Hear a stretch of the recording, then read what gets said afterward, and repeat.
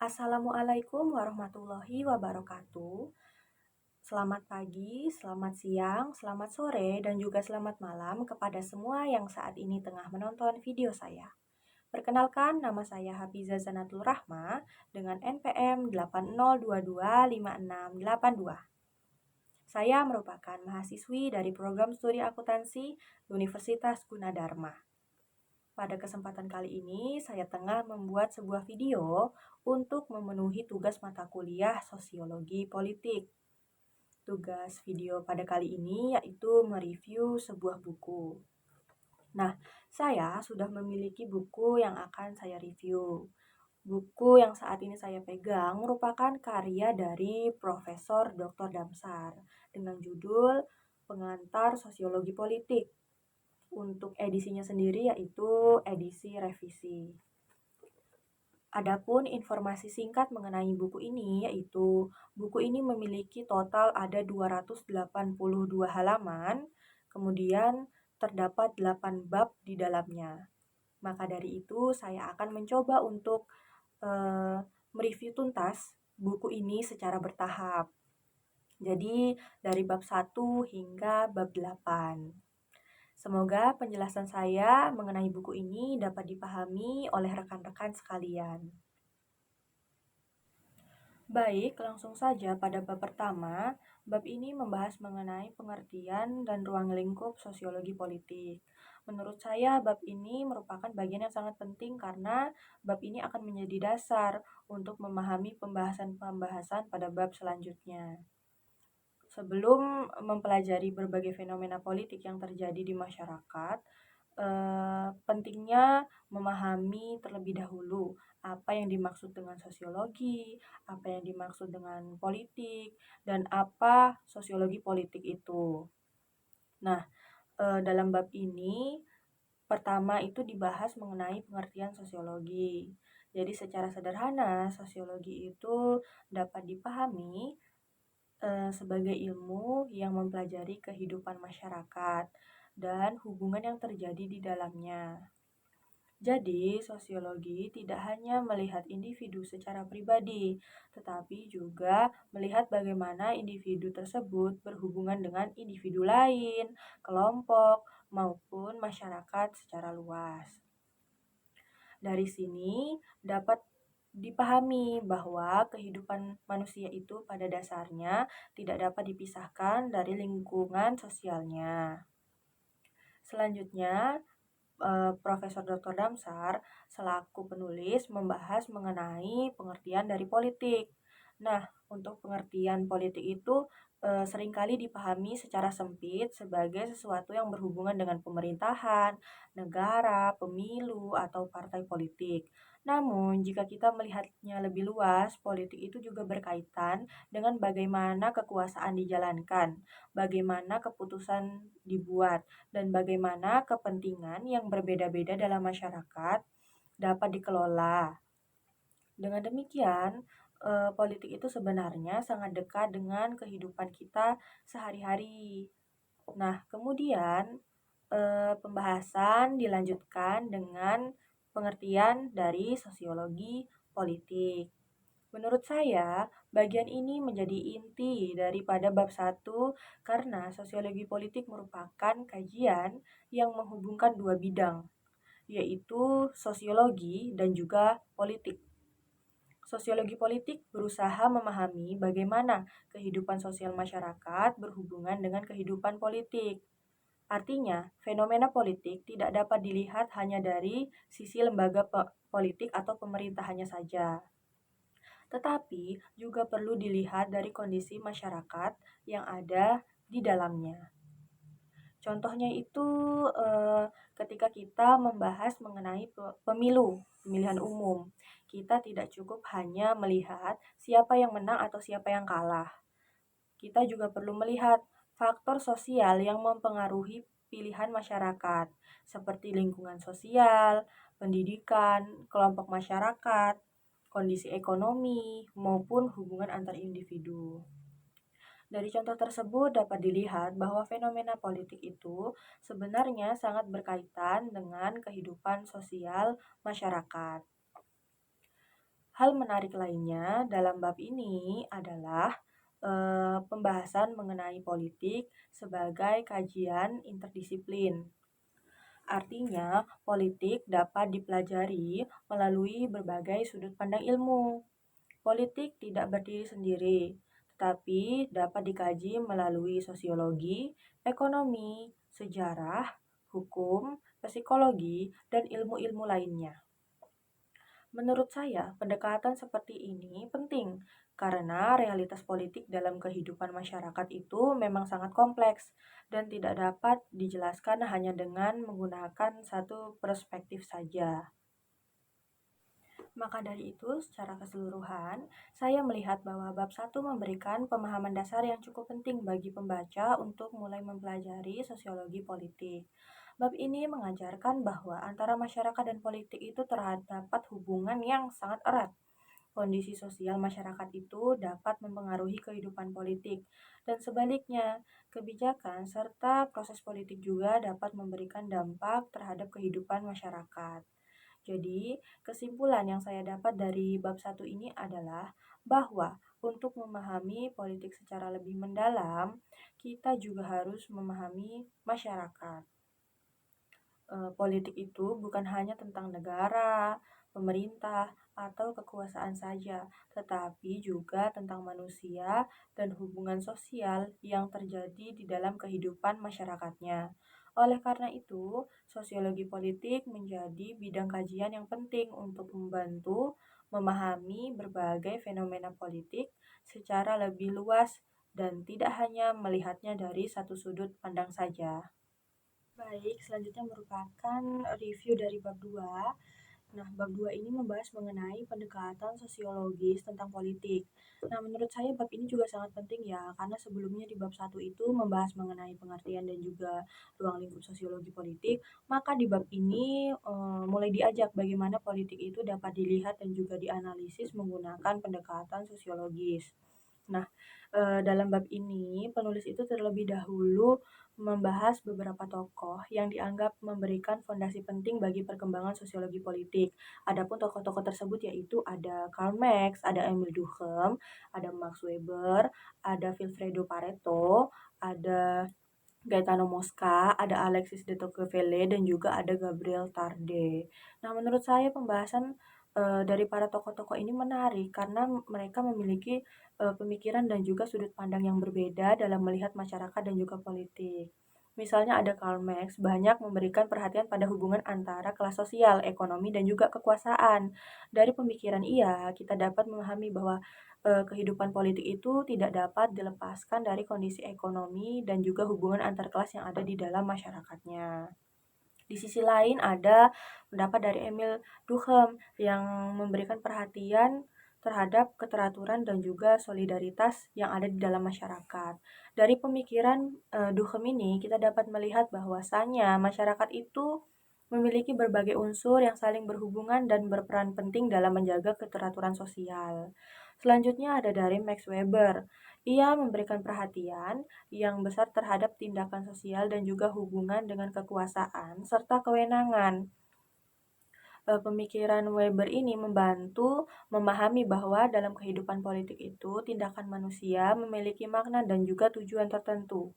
Kekuasaan juga tidak hanya berkaitan dengan kemampuan untuk mempengaruhi orang lain, tetapi juga berkaitan dengan bagaimana kekuasaan tersebut itu memperoleh legitimasi dan juga pengakuan.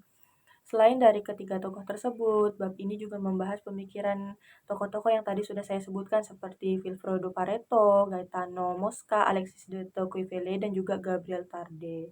Kehadiran berbagai tokoh tersebut itu menunjukkan bahwa sosiologi politik itu berkembang dari beragam pemikiran yang tidak hanya bergantung pada teori dan juga satu sudut pandang saja. Nah, setelah membahas para peletak fondasi sosiologi politik, penulis kemudian membahas teori sosiologi sebagai pendekatan. Ada 4 teori yang dibahas, yaitu yang pertama ada teori struktural fungsional, kemudian teori struktural konflik, teori interaksionisme simbolis, dan juga teori pertukaran. Menurut saya, keempat teori ini itu memberikan cara pandang yang berbeda dalam memahami fenomena politik. Ada teori struktur struktural fungsional yang lebih menekankan bagaimana bagian-bagian dalam masyarakat itu memiliki fungsi dan saling berkaitan untuk menjaga keteraturan. Sementara itu, teori struktural konflik melihat masyarakat itu dari sisi perbedaan kepentingan dan konflik yang muncul karena adanya ketimpangan atau perebutan sumber daya dan juga kekuasaan. Selanjutnya ada interaksionisme simbolis yang lebih melihat bagaimana individu memberikan makna terhadap interaksi sosial dan simbol-simbol yang ada di dalam kehidupan masyarakat. Sedangkan yang terakhir yaitu teori pertukaran melihat hubungan sosial berdasarkan pertimbangan keuntungan, kerugian, serta proses pertukaran yang terjadi antara individu ataupun kelompok. Dari keseluruhan pembahasan bab 2 ini, saya memahami bahwa politik itu dapat dilihat melalui berbagai pendekatan. Nah, jadi tidak hanya memahami suatu fenomena politik hanya dari satu sisi saja. Misalnya itu ketika terjadi konflik politik, seharusnya kita itu dapat melihat dari sisi kepentingan kelas, dari fungsi lembaga sosial, dari interaksi antar individu, maupun dari proses pertukaran kepentingan yang terjadi di dalamnya. Menurut saya, kelebihan dari bab ini adalah pembahasannya memberikan dasar teoritis yang cukup luas kepada saya selaku pembaca. Dengan mempelajari pemikiran para tokoh dan dari berbagai teori sosiologi tersebut, saya juga menjadi lebih memiliki alat untuk menganalisis fenomena politik yang terjadi di masyarakat. Jadi kesimpulannya yang dapat saya ambil dari bab 2 ini yaitu bahwa pendekatan sosiologis membantu memahami politik sebagai sesuatu yang tidak berdiri sendiri. Politik selalu berhubungan dengan masyarakat, struktur sosial, hubungan kekuasaan, konflik, interaksi, dan kepentingan. Oleh karena itu, untuk memahami berbagai fenomena politik secara lebih mendalam, kita perlu menggunakan berbagai perspektif dan tidak hanya melihat politik dari sudut pandang kekuasaan atau pemerintahan saja. Baik, selanjutnya masuk kepada bab 3 yang membahas mengenai kekuasaan. Nah, pembahasannya fokus pada konsep kekuasaan itu sendiri. Menurut saya bab ini itu juga sangat penting karena kekuasaan itu merupakan salah satu hal yang berkaitan dengan kehidupan sosial dan juga politik. Nah, kekuasaan ini tidak hanya ditemukan dalam pemerintahan, tetapi juga dapat kita temukan dalam hubungan sosial di kehidupan kita sehari-hari. Dalam bab ini, kekuasaan itu dijelaskan sebagai kemampuan seseorang atau kelompok untuk mempengaruhi perilaku orang lain untuk mencapai tujuan tertentu. Di sini penulis juga membedakan antara kekuasaan, paksaan, dan juga kewenangan. Kekuasaan itu dapat bersifat netral, sedangkan kewenangan itu merupakan kekuasaan yang sah, jadi memiliki legitimasi. Sementara itu, paksaan itu merupakan penggunaan kekuasaan dengan cara yang tidak sah, jadi tanpa legitimasi. Menurut saya, perbedaan antara ketiga konsep tersebut itu cukup menarik. Contohnya, seorang direktur itu dapat meminta bawahannya untuk melakukan sesuatu karena ia memiliki kewenangan berupa jabatan. Nah, berbeda dengan perampok yang memaksa orang lain untuk memberikan barangnya dengan ancaman. Keduanya itu sama-sama mempengaruhi tindakan orang lain, tetapi sumber dan juga legitimasi kekuasaannya jelas berbeda. Nah, kemudian bab ini juga menjelaskan bahwa kekuasaan itu dapat dipahami melalui konsep pengaruh, kekuasaan, dan kewenangan. Pengaruh itu lebih bersifat informal, sedangkan kekuasaan memiliki kemampuan untuk mengendalikan perilaku orang lain dan menghadapi perlawanan. Sementara itu, kewenangan berkaitan dengan kekuasaan yang mendapatkan pengakuan atau legitimasi. Selanjutnya, penulis juga membahas bagaimana kekuasaan itu dapat muncul atau direproduksi. Salah satu pendekatan yang digunakan adalah melalui analisis pertukaran dari Peter Blau. Menurut pandangan ini, kekuasaan itu dapat muncul karena adanya hubungan pertukaran yang tidak seimbang. Ketika seseorang membutuhkan sesuatu dari pihak lain tetapi tidak memiliki sesuatu yang setara untuk ditukarkan, maka pihak yang menguasai sumber daya tersebut itu dapat memiliki posisi yang lebih kuat. Selain analisis pertukaran, terdapat juga analisis konflik. Nah, dalam pandangan Karl Marx, kekuasaan itu berkaitan dengan hubungan sosial dalam produksi. Sementara itu, menurut Ralph Dahrendorf, melihat kekuasaan melalui hubungan kewenangan antara pihak yang berada pada posisi superordinat dengan subordinat, atau antara pihak yang memerintah dan pihak yang diperintah. Menurut saya, pembahasan tersebut menunjukkan bahwa kekuasaan tidak selalu berasal dari jabatan atau kedudukan formal. Kekuasaan juga dapat muncul dari kepemilikan sumber daya, hubungan sosial, kemampuan mempengaruhi orang lain, maupun seseorang dalam suatu struktur sosial. Adapun, hal yang saya pahami dari bab ini adalah bahwa kekuasaan itu sebenarnya sangat dekat dengan kehidupan kita dalam keluarga, dalam organisasi, sekolah, maupun pemerintahan. Selalu terdapat hubungan yang memungkinkan seseorang atau kelompok untuk memengaruhi pihak lainnya. Karena itu, kekuasaan itu bukan hanya persoalan politik dalam arti sempit, tetapi juga bagian dari hubungan sosial dalam kehidupan sehari-hari. Secara keseluruhan, menurut saya, bab 3 ini memberikan pemahaman bahwa kekuasaan itu merupakan sesuatu yang lebih kompleks. Untuk memahami kekuasaan, kita perlu melihat dari mana kekuasaan tersebut berasal, bagaimana kekuasaan tersebut diperoleh, bagaimana dipertahankan, serta bagaimana kekuasaan digunakan untuk mempengaruhi orang lain. Nah, kesimpulan yang bisa saya dapatkan dari bab 3 ini adalah bahwa kekuasaan itu tidak dapat dipisahkan dari hubungan sosiologi dan juga politik. Kekuasaan itu dapat muncul melalui kewenangan, pengaruh, sumber daya, maupun hubungan yang tidak seimbang. Dengan memahami konsep kekuasaan ini, saya dapat lebih kritis dalam melihat berbagai hubungan sosial dan juga fenomena politik yang terjadi di sekitar. Selanjutnya yaitu bab 4 yang membahas mengenai 3 pilar kekuasaan. Nah, jadi fokus dari bab ini yaitu membahas 3 pilar kekuasaan. Menurut saya bab ini tuh merupakan lanjutan dari konsep kekuasaan ya, karena dilihat dari unsur-unsur yang menjadi dasar atau penopang kekuasaan dalam kehidupan sosial dan juga politik. Menurut saya, kekuasaan itu tidak dapat berdiri sendiri. Jadi, agar kekuasaan itu dapat berjalan dan juga dipertahankan, dibutuhkan beberapa unsur yang dapat mendukungnya. Nah, 3 pilar kekuasaan ini dapat membantu memahami bagaimana kekuasaan itu dapat terbentuk, dipertahankan, dan juga digunakan dalam kehidupan masyarakat maupun di dalam sistem politik. Pembahasan mengenai pilar kekuasaan juga menunjukkan bahwa seseorang atau kelompok itu dapat memiliki kekuasaan karena memiliki sumber daya tertentu.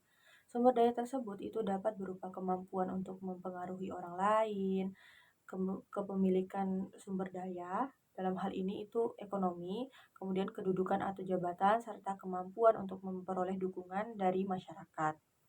Menurut saya, salah satu hal yang menarik dari pembahasan ini adalah bahwa kekuasaan itu tidak selalu hanya berasal dari jabatan formal.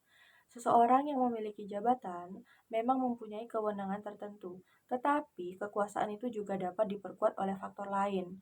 Contohnya seperti kekayaan, pengetahuan, pengaruh, maupun dukungan sosial dan juga politik. Dalam kehidupan politik, ketiga pilar kekuasaan tersebut saling berkaitan. Suatu kekuasaan itu akan lebih kuat apabila memiliki dasar yang mendukungnya. Sebaliknya, apabila salah satu unsur pendukung tersebut melemah, maka kekuasaan yang dimiliki seseorang atau kelompok juga dapat mengalami perubahan. Jika dikaitkan dengan kehidupan sehari-hari, dapat dilihat contoh yaitu kekuasaan dalam pemerintahan. Seseorang pemimpin itu tidak hanya membutuhkan jabatan formal untuk menjalankan kekuasaannya, tetapi juga membutuhkan dukungan daripada masyarakat, kemampuan mengambil keputusan, serta sumber daya yang dapat digunakan untuk menjalankan kebijakannya. Jadi menurut saya, pembahasan dalam bab ini juga mengajarkan bahwasanya kekuasaan itu tidak hanya berkaitan dengan siapa yang memimpin, tetapi juga mengenai bagaimana kekuasaan tersebut dapat bertahan. Kekuasaan yang tidak memiliki dukungan yang kuat akan lebih mudah mengalami perubahan atau bahkan kehilangan pengaruhnya. Hal ini dapat dipahami sebagai kekuasaan itu selalu berhubungan dengan masyarakat. Kekuasaan itu tidak akan berjalan tanpa adanya hubungan antara pihak yang memiliki kekuasaan dengan pihak yang berusaha dipengaruhi atas kekuasaan tersebut. Karena itu, memahami pilar-pilar kekuasaan itu juga berarti memahami hubungan antara pemimpin, masyarakat, dan berbagai sumber daya yang ada. Jadi, secara keseluruhan, menurut saya bab 4 ini memberikan pemahaman bahwasanya kekuasaan itu memiliki dasar dan juga unsur yang saling mendukung. Dengan memahami tiga pilar kekuasaan, dapat melihat bahwasanya kekuasaan itu bukan hanya persoalan jabatan atau kedudukan, tetapi juga berkaitan dengan sumber daya, pengaruh, legitimasi, dan juga dukungan yang dimiliki oleh seseorang ataupun kelompok. Nah, kesimpulan yang saya dapatkan dari bab 4 adalah bahwa kekuasaan itu dapat menjadi kuat apabila memiliki pilar-pilar yang mampu menopang dan mempertahankannya. Oleh karena itu, untuk memahami fenomena politik dalam masyarakat, tidak cukup hanya melihat siapa yang berkuasa, tapi juga perlu melihat apa yang menjadi dasar kekuasaannya dan bagaimana kekuasaan tersebut dipertahankan serta digunakan. Lanjut ke bab 5 mengenai sosialisasi politik. Nah, pada bab ini pembahasan itu berfokus pada sosialisasi politik. Nah, menurut saya bab ini itu menarik karena menjelaskan bagaimana seseorang mengenal dan juga memahami kehidupan politik di lingkungan masyarakat. Sosialisasi politik juga berperan dalam membentuk pengetahuan, sikap, dan pandangan seseorang terhadap dunia politik. Secara umum, sosialisasi merupakan proses seseorang mempelajari nilai, norma, pengetahuan, dan pola perilaku yang berlaku di dalam masyarakat. Sementara itu, sosialisasi politik merupakan proses seseorang mempelajari berbagai hal yang berkaitan dengan kehidupan politik, seperti nilai, sikap, pengetahuan, dan orientasi politik. Melalui proses ini, seseorang itu secara bertahap dapat memahami sistem politik dan bagaimana dirinya dapat berperan di dalamnya. Sosialisasi politik itu juga dapat dimulai dari lingkungan keluarga. Keluarga menjadi tempat pertama bagi seseorang untuk mengenal nilai dan pandangan mengenai kehidupan sosial maupun politik. Selain keluarga, sekolah juga menjadi agen sosialisasi yang penting. Melalui pembelajaran dan kegiatan organisasi, seseorang itu dapat belajar tanggung jawab, aturan, kepemimpinan, pengambilan keputusan, dan juga cara menyampaikan pendapat. Nah, selain keluarga dan sekolah, kelompok teman sebaya juga memiliki pengaruh dalam membentuk pandangan politik seseorang melalui interaksi dan juga diskusi dengan teman. Seseorang itu dapat bertukar pendapat mengenai berbagai persoalan sosial dan juga politik. Media massa juga berperan penting karena memberikan informasi mengenai berbagai peristiwa politik. Namun, masyarakat itu tetap perlu bersikap kritis karena tidak semua informasi itu dapat langsung diterima dan dianggap benar. Jadi, dari pembahasan ini, saya memahami bahwa sosialisasi politik itu tidak hanya terjadi secara formal, tetapi juga melalui kehidupan sehari-hari. Lingkungan sekolah, lingkungan keluarga, teman sebaya, dan media massa itu dapat mempengaruhi cara seseorang memahami politik. Menurut saya, semakin baik sosialisasi politik yang diterima seseorang, maka besarnya pula peluang untuk memiliki kesadaran, pengetahuan, dan juga pemahaman yang baik terhadap kehidupan politik di masyarakat. Selanjutnya, bab 6 mengenai partisipasi politik. Nah, menurut saya bab ini juga penting karena menjelaskan bagaimana masyarakat itu dapat terlibat dalam kehidupan politik, bukan hanya sebagai penerima kebijakan, tetapi juga sebagai pihak yang menyampaikan aspirasi untuk mendukung proses politik. Secara umum, partisipasi itu merupakan keterlibatan seseorang atau kelompok dalam suatu kegiatan. Sementara itu, partisipasi politik merupakan keterlibatan masyarakat dalam kegiatan yang berhubungan dengan politik seperti pemungutan suara, menyampaikan pendapat, mengikuti kegiatan politik, dan bergabung dengan organisasi politik. Jadi menurut saya partisipasi politik itu sangat penting dalam demokrasi karena memberikan kesempatan bagi masyarakat untuk menentukan arah politik. Namun tingkat partisipasi orang itu kan beda-beda. Ada yang hanya ikut dalam kegiatan politik, ada yang hanya memberikan suara, ada juga yang tidak ikut sama sekali. Pengaruh perbedaan tersebut itu dapat dilihat dari berbagai hal, yaitu seperti kesadaran politik, kepentingan terhadap kebijakan, keinginan menyampaikan aspirasi, atau keyakinan bahwa keterlibatan mereka itu dapat membawa perubahan. Sebaliknya, mungkin seseorang yang tidak berpartisipasi itu karena kurang tertarik atau kurang memahami persoalan politik. Hal ini menarik karena adanya hubungan antara stratifikasi sosial dengan partisipasi politik. Nah, partisipasi itu juga tidak hanya dilakukan saat pemilu, tetapi dapat melalui diskusi, organisasi, kritik terhadap kebijakan, maupun pada saat menyampaikan pendapat. Kesimpulan yang saya dapatkan dari bab 6 ini adalah bahwasanya partisipasi politik itu merupakan bentuk keterlibatan masyarakat dalam kehidupan politik dengan berbagai cara.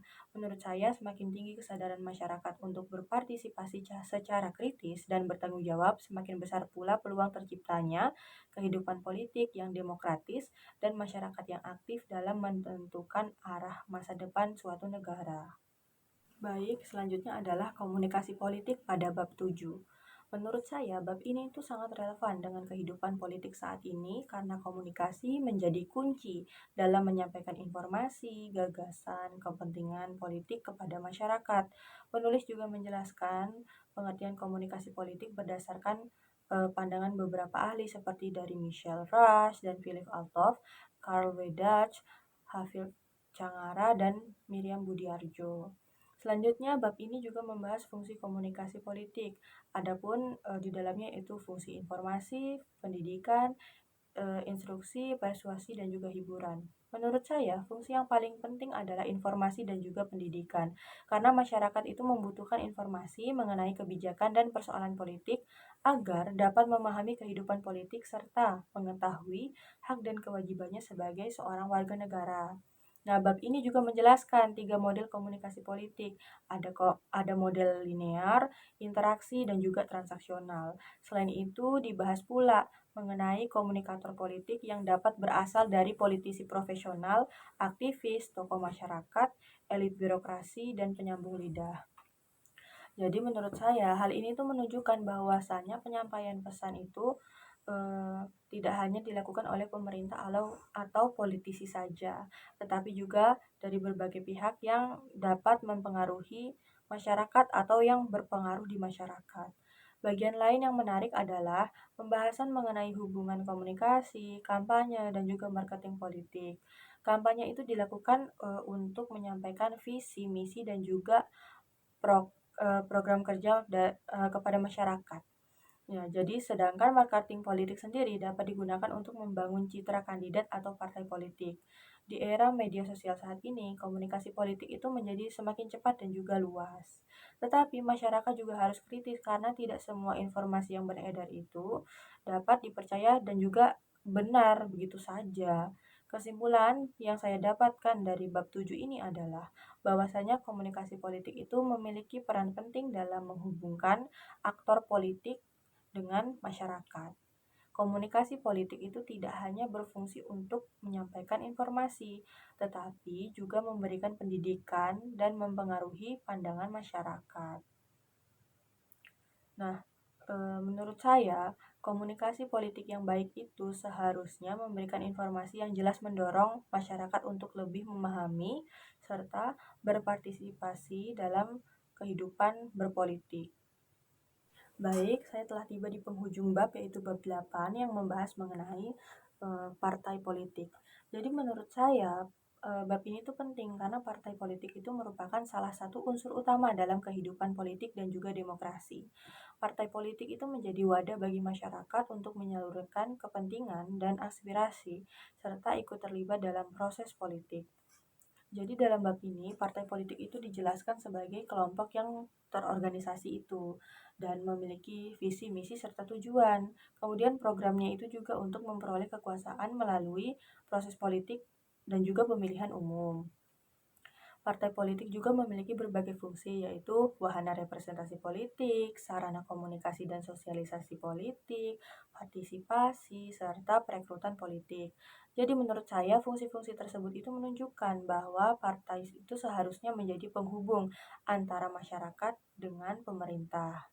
Nah, selain itu, partai politik itu juga dapat menjadi sarana persuasi, mobilisasi, dan juga mobilitas sosial.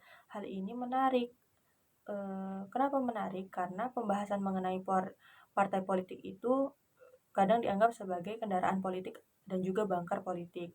Jadi menurut saya hal ini tuh menunjukkan bahwasanya partai itu tidak selalu digunakan untuk memperjuangkan kepentingan masyarakat, tetapi dalam kondisi tertentu juga dimanfaatkan oleh individu atau kelompok untuk mencapai kepentingan kelompok politik untuk memperoleh perlindungan dari konsekuensi aktivitas politik yang telah dilakukan. Selanjutnya, penulis juga membahas tipologi partai politik berdasarkan beberapa sudut pandang seperti jumlah partai, dukungan massa, basis perolehan suara, primordialisme, dan juga rujukan agama.